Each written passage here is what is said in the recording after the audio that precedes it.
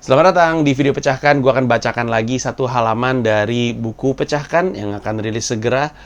Infonya ada di pecahkan.com. Gue akan bacain satu halaman dari buku Pecahkan, jadi lu bisa ngintip isinya seperti apa. Ini ada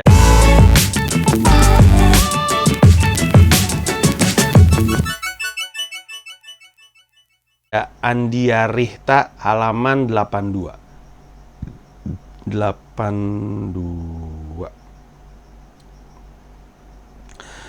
Oke, ini kan lagi di tengah-tengah bab ya. Jadi gue mau ngasih tahu 82 ini adalah halaman latihan dari bab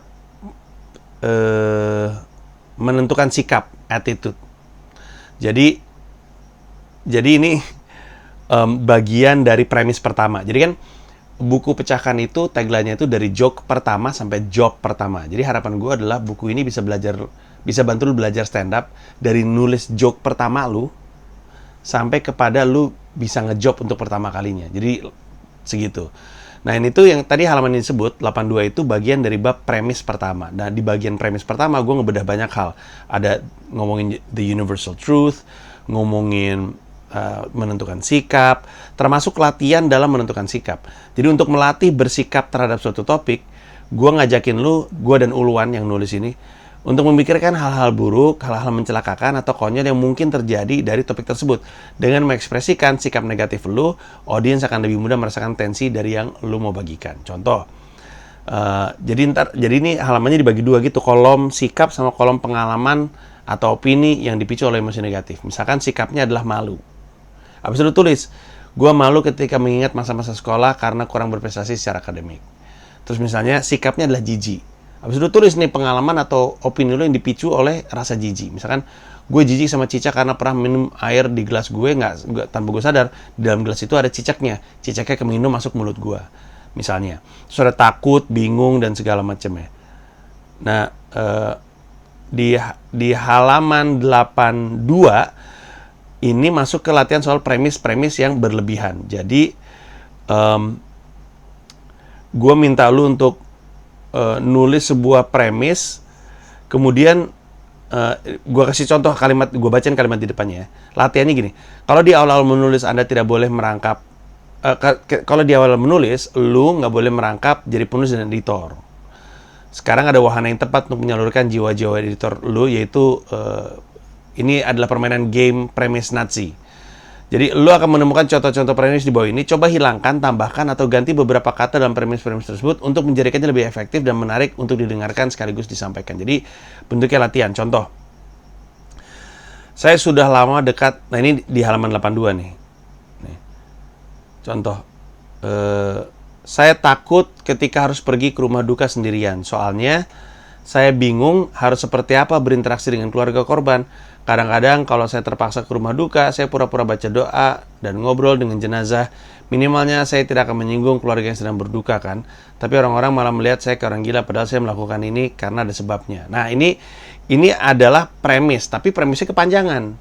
Jadi yang lu harus lakukan adalah coba lu tulis ulang premis tadi, tapi dengan sesingkat mungkin dan semenarik mungkin. Karena permasalahan kebanyakan orang ketika mau stand up itu nggak efisien dalam penulisan.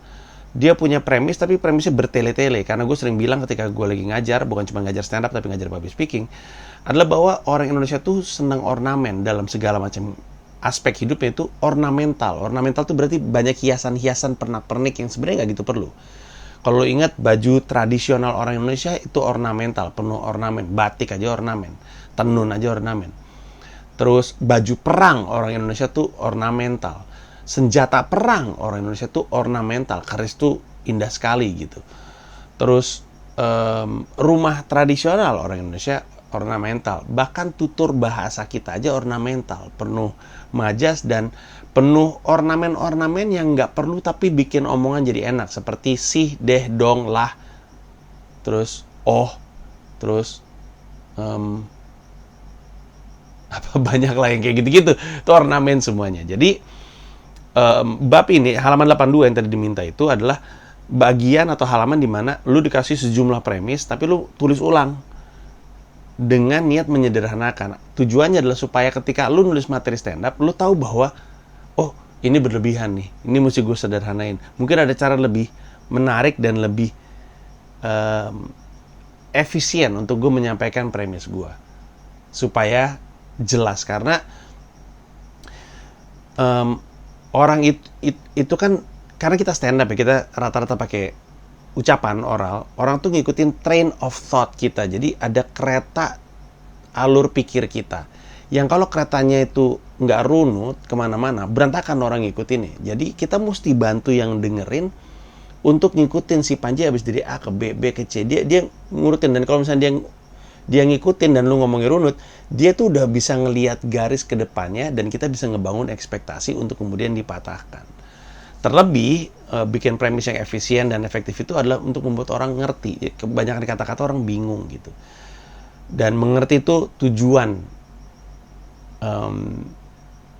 efisien dalam berbicara. Karena Bang Ming pernah bilang, ketika seseorang ketawa dengerin sebuah lawakan itu bukan karena lawakannya lucu, tapi karena lawakannya dimengerti sama yang nonton. Kalau orang yang nonton nggak ngerti, ya nggak ketawa. Jadi orang ketawa sama lawakan lu itu bukan karena lu lucu, tapi karena dia ngerti. Nah, jadi tujuannya harus bikin mereka ngerti. Gitu ya.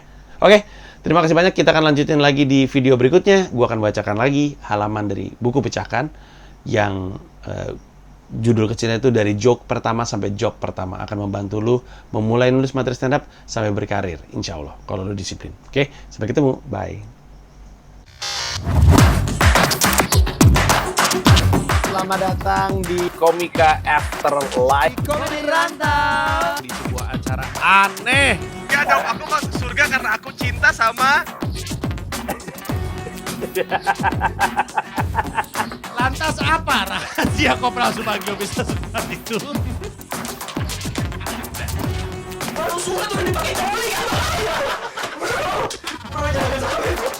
Anda ngomong gitu. Saya juga ular, belajar dari ular.